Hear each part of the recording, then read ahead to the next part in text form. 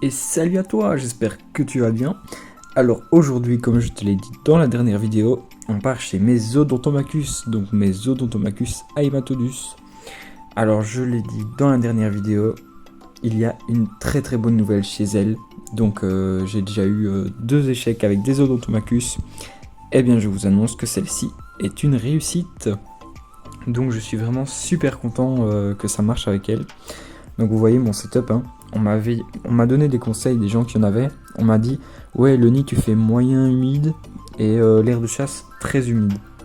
Eh ben l'air de chasse est 100% sèche et elles ont une partie humide, une partie sèche. Elles restent tout le temps dans la partie humide, sauf de temps en temps elles vont là mettre le couvain sur le tapis chauffant. Donc vraiment ça dépend d'une colonie à l'autre. Et les miennes, donc je n'ai plus une seule perte et je vous annonce que j'ai 5 larves, je pense. Donc il y a deux qui sont assez grosses et 3 plus petites. Donc je vais passer la macro pour vous montrer tout ça. Et voilà, donc là on les voit pas bien du tout, hein, parce qu'elles se planquent dans le tube par là-bas. Et c'est assez crade. Mais donc là on peut voir, elles tiennent dans les mandibules les 2 plus grosses larves. Et ici, tu peux le voir qu'il y en a 2 plus petites juste là. Si ça veut bien faire le focus. Et une autre dans les mandibules de l'ouvrière juste ici. Donc c'est une fourmi qui est vraiment magnifique et super impressionnante, hein. Donc c'est une Odontomachus haematodus qui fait partie des trapjaw ants, donc les fourmis à mâchoire piège. Et c'est vraiment très impressionnant à voir la chasse et la vitesse de fermeture pour les mandibules.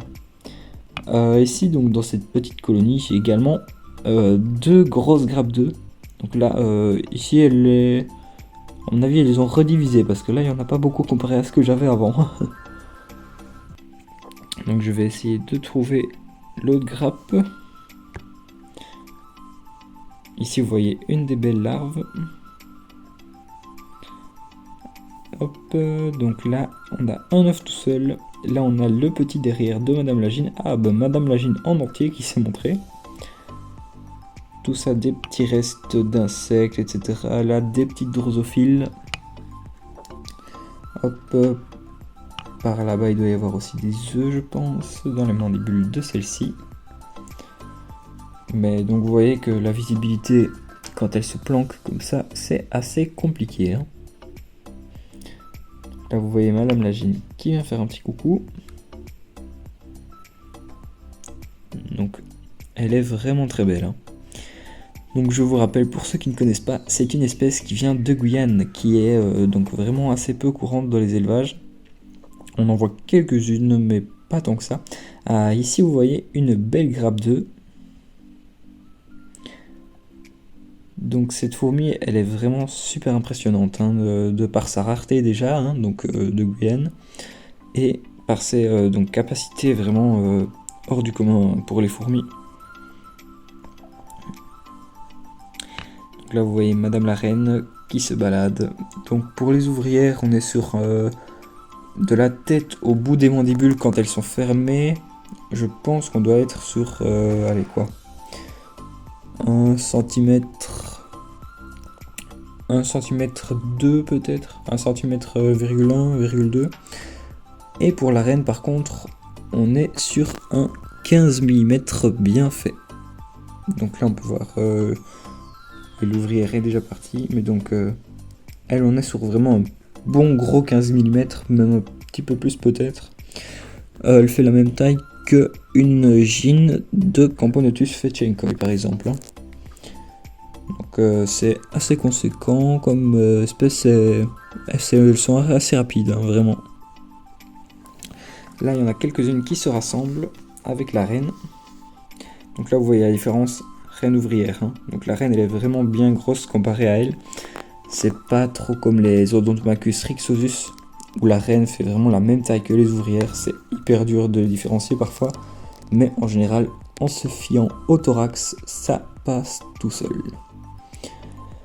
Donc pour tous les insectes je donne vivant, sauf parfois les grillons où je tue, Mais sinon, les dorsophiles, je mets vivantes, elles se débrouillent, elles chassent elles-mêmes. Parfois, quand c'est un tout petit grillon, je mets vivant aussi. Donc là, vous voyez, hein, toujours avec leurs petites larves, je croise les doigts pour que ça se développe super bien. Et celle-ci avec sa grosse larve. Donc je les vois souvent qui mangent sur les insectes, hein, donc les larves. Ça, c'est la particularité des ponérines pour ceux qui ne le savent pas. Donc les larves vont manger directement sur l'insecte. Hein. Hop. Donc pour le petit ensemble ici avec l'air de chasse, je pense que c'était 40 € sur AliExpress. Tout est nickel, hein, donc en béton, j'ai vraiment vu, j'ai 0 défaut, sauf peut-être ici un défaut qui a une petite ouverture, mais ça c'est pas encore trop grave, hein, c'est vraiment le béton quand il a séché. Sinon tout est parfait, les vitres sont arrivées intactes. L'air de chasse super simple à monter, ça ferme vraiment bien, donc je vais essayer de vous montrer le haut. Vous voyez, il n'y a vraiment pas d'espace, hein. Enfin si, un tout petit peu, mais il y a bien moins d'1 millimètre. Je pense que même une fédole ne passe pas là. Une fédole ne passe clairement pas ici.